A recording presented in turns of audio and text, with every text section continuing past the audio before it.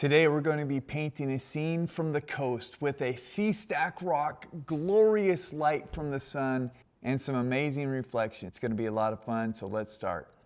All right, so I have a dark maroon type of background, and I'm going to be painting over that with a reddish type color because I want to describe what we're looking at with a color that's not too light. I want it to kind of blend in a little bit. And what we are looking at is a rock outcropping on the coast of Washington State looking toward the ocean. So those orange things down kind of, I wasn't even sure what they were at first when I looked at it, but then I'm like, oh yeah, that's the ocean waves.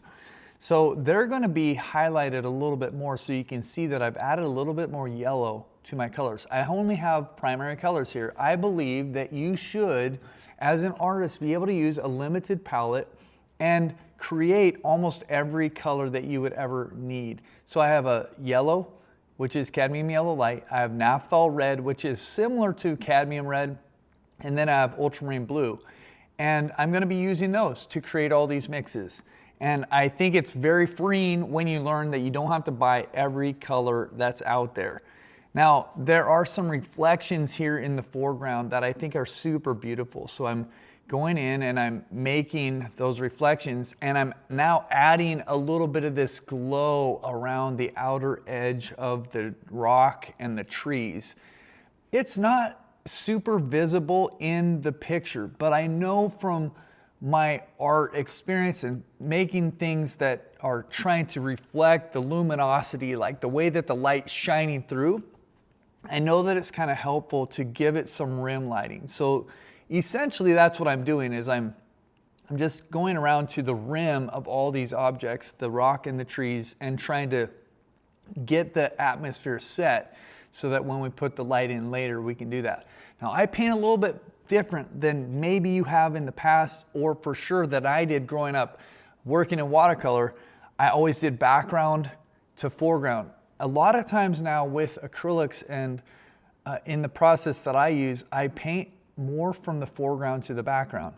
And so I'm going here and there. I started with the middle ground really in this painting, but now I'm kind of doing some of the foreground rocks, but I'm definitely not doing the background yet. And that's just a stylistic thing.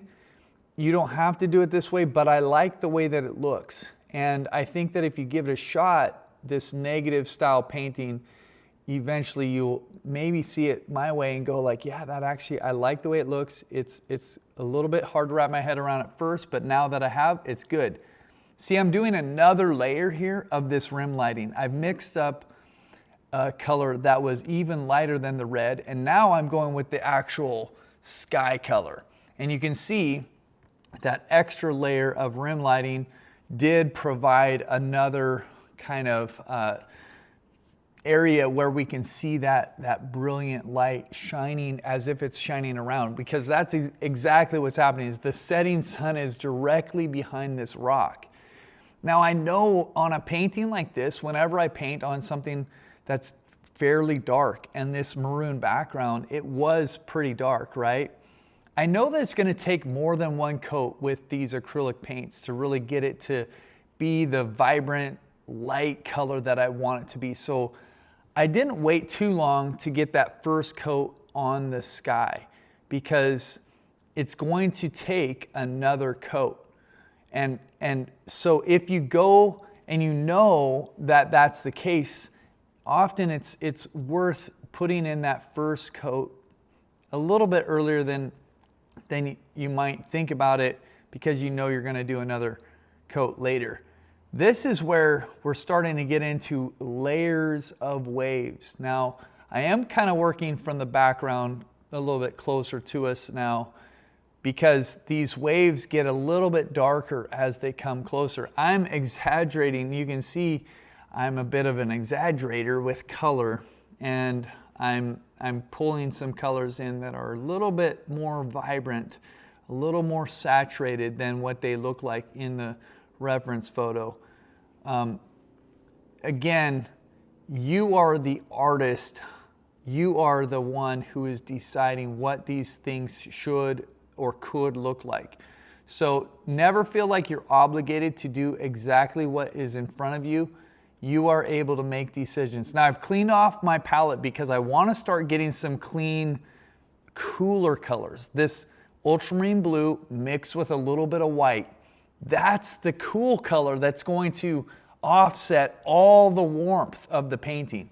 If you don't have that, it's not bad, but this is going to give us a place where we go, oh, that's water.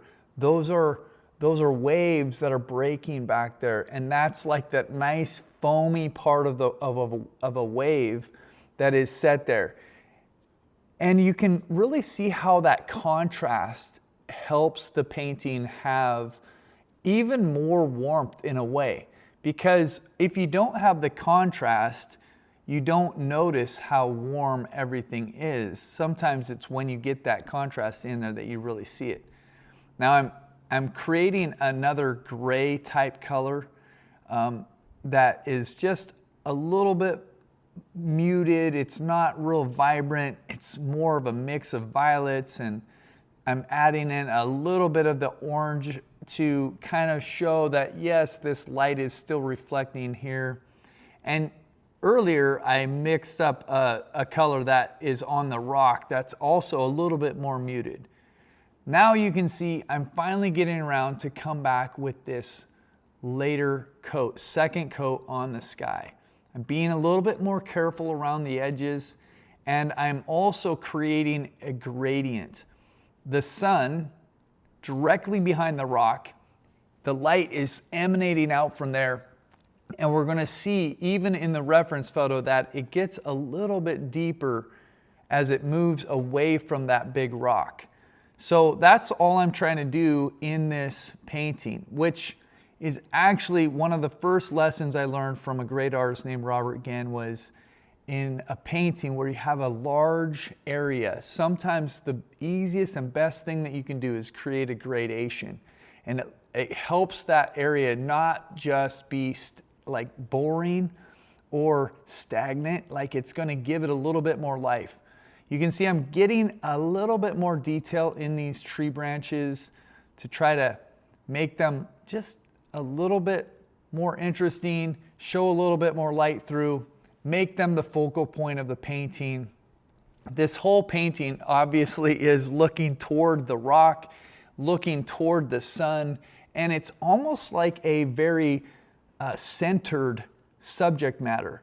But by creating a little bit more detail up at the top and even down in the bottom with the reflections, you're diverting the eye and helping it move around this painting, and not just if it was exactly in the very middle where all the detail was or all the contrast, that would end up being a little bit more boring. So you can break some rules. You know, this is fairly centered, but because there's some of the more details that are up higher and the reflections down lower, we're able to get away with something that otherwise might have broken a traditional art rule.